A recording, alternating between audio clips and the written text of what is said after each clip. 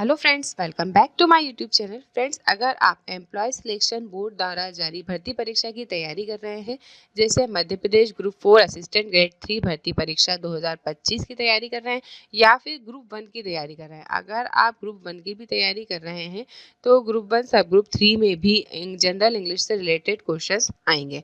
General English syllabus में दोनों ही syllabus में जनरल इंग्लिश है। अगर ग्रुप 4 की बात की जाए तो टोटल आपको 17 मार्क्स की आपको इंग्लिश देखने को मिलेगी, टोटल 17 मार्क्स की। और अगर ग्रुप 1 की बात की जाए तो टोटल 25 मार्क्स की इंग्लिश आपको यहाँ पे देखने को मिलेगी, जो कि एक मोस्ट इम्पॉर्टेंट टॉपिक है। जनरल इंग्लिश से रिलेटेड क्वेश्चंस ऐसे क्वेश्चंस होते हैं जो कि जो कवर कर पाते हैं वो तो बहुत ही अच्छी बात है, लेकिन बहुत सारे लोग जनरल इंग्लिश जो है क्वेश्चंस कवर नहीं कर पाते हैं और इंग्लिश में वीक होने की वजह से इंग्लिश के मार्क्स ऑब्टेन नहीं कर पाते हैं। इसलिए उनके लिए ये वीडियो लेकर आई हूँ मैं, जहाँ पे आपको इंग्लिश से रिलेटेड क्वेश्चंस की प्रैक्टिस करवाएंगे। प्रैक्टिस ही इंसान को बेहतर बनाती है। जितनी ज़्यादा क्वेश्चंस की प्रैक्टिस आप करेंगे उतने ही ज़्यादा आप मार्क्स ला पाएंगे। फ्रेंड्स, स्टार्ट करने पहले अगर अभी तक आपने मेरे चैनल को सब्सक्राइब नहीं किया है तो जल्द से जल्द मेरे चैनल को सब्सक्राइब कर लीजिए और पास ही दिख रहा है बेल आइकन को भी प्रेस कर लीजिए, जिससे जो भी न्यू वीडियो में डालूंगी उसका नोटिफिकेशन आपको मिल जाएगा। स्टार्ट करते हैं। क्वेश्चन नंबर फर्स्ट है, fill in the blanks with the correct article from the options given below। Article की बात की जा रही है, आप सभी को पता है ए एन द जो आर्टिकल होता है उसकी बात की जा रही है। अगर आपके सिलेबस में इंग्लिश है तो आप जानते होंगे कि एक क्वेश्चन आर्टिकल से पूछा ही जाता है और ये वही क्वेश्चन है जो बहुत ईजी होता है। यहाँ पूछा जा रहा है dash book which I want is not available. यहाँ देखिए बुक सब्जेक्ट है यहाँ पे, तो इसमें ऑप्शन देख लेते हैं ए एन द या नो आर्टिकल रिक्वायर्ड। तो द यहाँ पे राइट आंसर हो जाएगा क्योंकि यहाँ जो बुक है वे सब्जेक्ट है। नेक्स्ट क्वेश्चन की तरफ चलते हैं। Out of the given options choose the one which is the correct indirect speech of the sentence given below. The teacher said to me. देखिए यहाँ पे आपको अगर आपको इनडायरेक्ट से डायरेक्ट स्पीच बनाना डायरेक्ट से इनडायरेक्ट स्पीच बनाना है तो सबसे पहले तो आपको ये ध्यान देना होगा कि अगर आपको नहीं आता है तो ऑप्शन से करने की कोशिश करनी होगी। बाकी कुछ छोटे मोटे रूल्स हैं जिनको आपको फॉलो करने होंगे। The teacher said to me, जहाँ said to me told me में बदल जाएगा तो इन सभी में है ऑप्शन में। The teacher told me, the teacher told me, the teacher told मी सभी में है। तो ठीक है, आगे बढ़ते हैं। टोल्ड मी दैट, ठीक है, यहाँ पे उन्होंने बोला कि टीचर ने मुझसे बोला you have not done your work well, तुमने आज अच्छा काम नहीं किया। ऐसा किसने बोला? टीचर ने बोला। किससे बोला? मुझसे बोला। किससे बोला? मुझसे। तो ये जो है यहाँ पे कैसे बदल जाएगा, ये यू जो है वे आई में कन्वर्ट हो जाएगा। तो आई तो सभी में है और हैव किस में कन्वर्ट हो जाता है? हैव हैड में कन्वर्ट हो जाता है। देखिए हैड किस में है? हेड देखिए इसमें नहीं है, सेकंड ऑप्शन खत्म और फोर्थ भी ऑप्शन खत्म। अब बात चल रही है फर्स्ट और थर्ड ऑप्शन की। You I had not done my work well, बस यूर हो जाएगा माई, बिल्कुल सही। अब डूइंग नहीं होगा, ये डूइंग जब इस्तेमाल होता है जब कार्य चल रहा होता है। तो उन्होंने बोला कि तुमने अपना कार्य सही ठीक से नहीं किया, बात खत्म हो गई। तो यहाँ पे क्या होगा? I had not done my work well. इसका मतलब ऑप्शन नंबर सेकंड इसका राइट आंसर हो जाएगा। The teacher told me that I had not done my work well. Next question की तरफ चलते हैं। Out of the four option given below choose the one with the correct meaning of items. Items and phrases जो कहावत and मुहावरे दिए जाते हैं उनका मीनिंग्स आपको बताना होता है। अ पीस ऑफ केक, कुछ इंपॉर्टेंट समथिंग समथिंग 15 to 20 ऐसे आइटम्स एंड फ्रासेस होते हैं कि अगर क्वेश्चन एग्जाम्स में आइटम्स एंड फ्रासेस से रिलेटेड क्वेश्चन आ रहा है तो वही 15-20 में से ही आपको जो है एग्जाम्स में देखने को मिलेंगे। तो वही कुछ 15-20 जो है मैं आपको अपने आने वाले वीडियोस में कवर करवा दूंगी, जिससे कि आपको एग्जाम में 1 मार्क्स कवर करने का मौका मिल जाएगा। यहाँ दिया हुआ piece of cake, something that is very delicious not.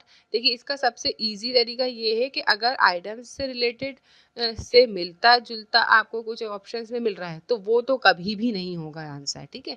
यहाँ केक की बात कर रहे हैं, केक डिलीशियस होता है तो बिल्कुल भी नहीं, ये तो हो ही नहीं सकता। आगे बढ़िए।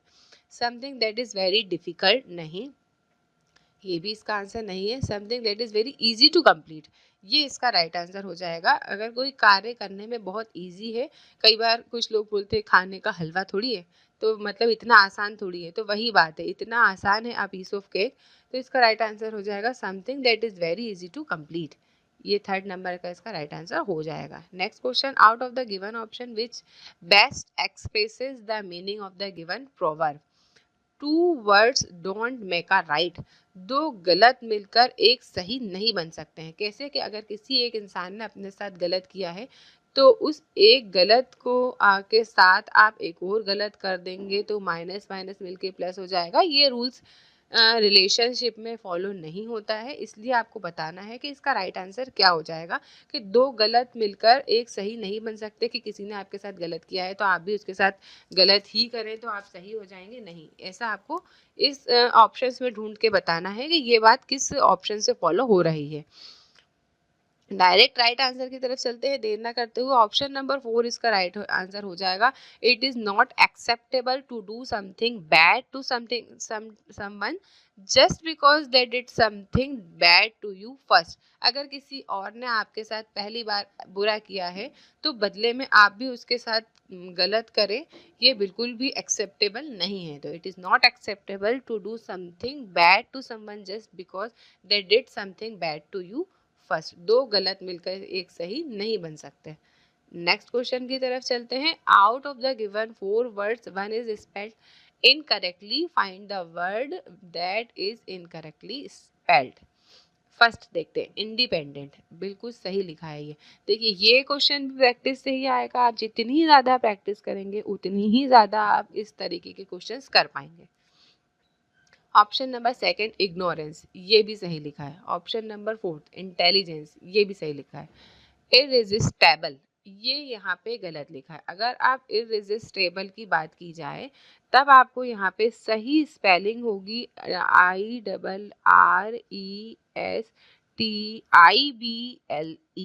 तो यहाँ पे जो है इररेजिस्टेबल के लिए आपको TI लगाना होगा, ना कि ये ए यहाँ पे गलत है। इररेजिस्टेबल जो है इररेजिस्टेबल होता है, जो कि होता है अथक या अस्थिर। तो ऑप्शन नंबर थर्ड इसका राइट आंसर हो जाएगा। नेक्स्ट क्वेश्चन की तरफ चलते हैं। Fill in the blanks with the word given in the bracket along with the correct prefix out of the given 4 options. Prefix क्या होता है? हिंदी में अपन पढ़ते हैं उपसर्ग, वही ये प्रीफिक्स होता है। तो कुछ ऐसे उपसर्ग या प्रीफिक्स होते हैं जो कि कॉमन होते हैं और वही आपको हर एग्जाम्स में देखने को मिलेंगे। वही कुछ 2 4 10 होते हैं, वही आपको हर एग्जाम्स में देखने को मिलेंगे। The governor has denied making dash proper use of the state money।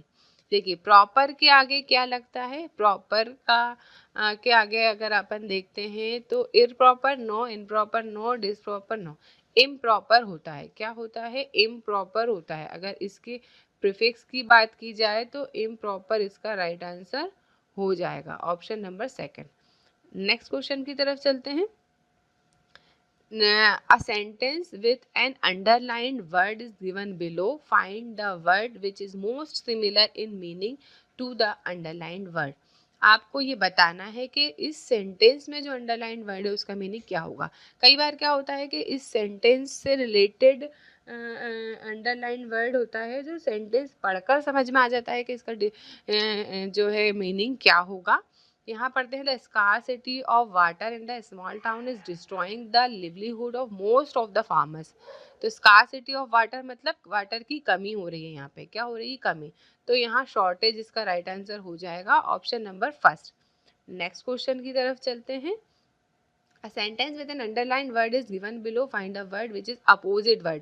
जहाँ इससे पहले क्वेश्चन में मीनिंग की बात की जा रही थी, वहाँ इस क्वेश्चन में अपोजिट वर्ड की बात की जा रही है। Even when she become rich and famous she never forgot her humble background।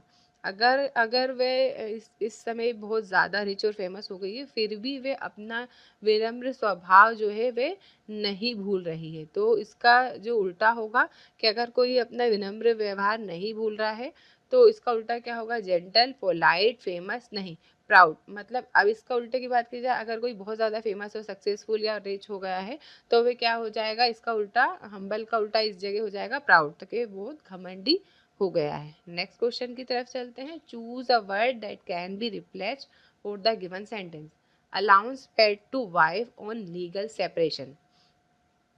अगर लीगल सेपरेशन हो रहा है हस्बैंड एंड वाइफ का, तो जो अलाउंस मिलता है वाइफ को हस्बैंड की तरफ से, उसे क्या कहते हैं? ऑफेंस कहते हैं? नहीं, ऑफेंस का मतलब तो अपराध होता है। एलिगेशन इल्ज़ाम होता है। डाउरी जो है दहेज होता है जो लड़की वाले लड़के वाले को देते हैं। और एलिमनी होता है वह जो लीगल सेपरेशन के समय या उसके बाद हस्बैंड द्वारा वाइफ को दिया जाता है। नेक्स्ट क्वेश्चन की तरफ चलते हैं। Fill in the blanks with the correct set of preposition. Most children remains dependent on their parents while they are at university. तो on और at कहाँ मिल रहा है? ऑप्शन नंबर फर्स्ट में मिल रहा है। on their parents at university. जब वे university, बहुत सारे स्टूडेंट्स ऐसे होते हैं जब वे पेरेंट्स पर निर्भर करते हैं जब वे कॉलेज में यूनिवर्सिटी में होते हैं। तो ऑप्शन नंबर फर्स्ट इसका राइट आंसर हो जाएगा। नेक्स्ट क्वेश्चन एंड इस वीडियो का लास्ट क्वेश्चन है ये। A sentence with an underline phrasal verb is given below. Out of the four options, choose the one which can be substituted for given phrasal verb. The fireman had to break into the room to rescue the children. देखिए जो fireman होते हैं जब जहाँ आग लगी होती है उसमें चिल्ड्रन को बाहर निकालने के लिए उस कमरे में से fireman break into the room. तो फायर ने क्या किया? Demolish the building? बिल्कुल नहीं, इंटर फोर्सली।